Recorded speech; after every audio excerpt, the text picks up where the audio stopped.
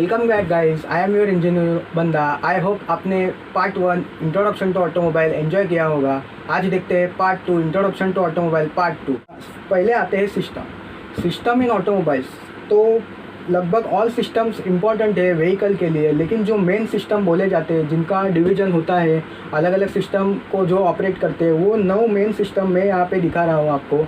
तो सबसे पहला आता है steering system. Steering system is use to steer the vehicle. जो आप गाड़ी को मूव करते हैं लेफ़्ट राइट या फिर जहाँ मर्जी आपकी चाहे, तो वहाँ पे वो स्टीयरिंग सिस्टम यूज़ होता है, जो आप स्टीयरिंग व्हील से आप इनपुट देते हैं उसको। सेकेंड सिस्टम आता है ट्रांसमिशन सिस्टम। ट्रांसमिशन सिस्टम मतलब जो इंजन का पावर व्हील्स तक पहुँचाने में जो जो कंपोनेंट्स काम करते हैं, उन सबको कंपोनेंट्स को मिला के ट्रांसमिशन सिस्टम बनता है। Transmission system is use to transmit the power from engine to gear box and gear box to wheels. उसमें आपका आता है transmission, engine, drive shaft, differential etcetera etcetera, जो आपके व्हील्स तक व्हीकल का इंजन का पावर पहुंचाता है और व्हीकल को मूव करता है। थर्ड आता है suspension system. Suspension system is use to give the smooth ride and absorb shock while vehicle is running. मतलब जो आपके बम्स आते हैं, शॉक्स आते हैं, तो वो आपको फील ना हो, इसलिए सस्पेंशन सिस्टम यूज़ होता है। वो आपके पूरे शॉक्स को एब्जॉर्ब करता है। जब भी कोई बम्प आता है या फिर आप स्पीड ब्रेकर से गुजरते हो, तो वो आपको हेल्प करता है स्मूथ रनिंग के लिए। फोर्थ आता है braking system. Braking system is use to slow down the vehicle और stop the vehicle. Braking system मतलब सिंपल, आप जो ब्रेक मारते हैं, वो जो आप ब्रेक मारते हैं तो आपका व्हीकल एक तो रुकता है या फिर आपको स्लो करना होता है तो आप धीरे से ब्रेक मारते हो, तो वो ब्रेकिंग सिस्टम का काम होता है। फिर आता है कूलिंग सिस्टम।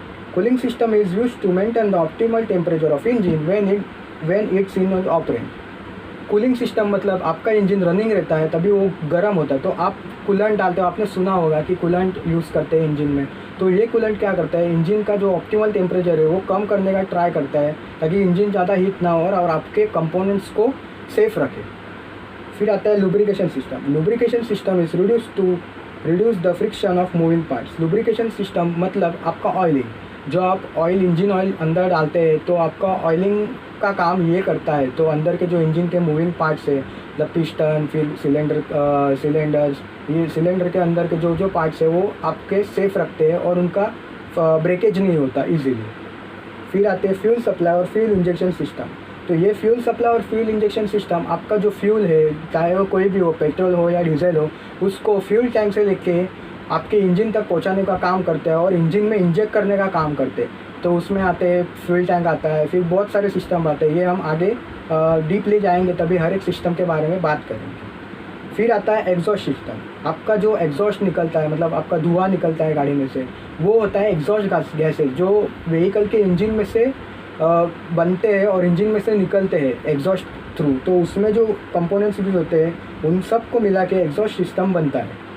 फिर आते हैं इलेक्ट्रिकल सिस्टम। इसके अंदर आपका पूरा इलेक्ट्रिकल पार्ट कवर हो जाता है। बैटरी, फिर starter, alternator, lights, multimedia etcetera etcetera, जो भी इलेक्ट्रिकल कंपोनेंट्स है वो ये सिस्टम के अंदर आते हैं।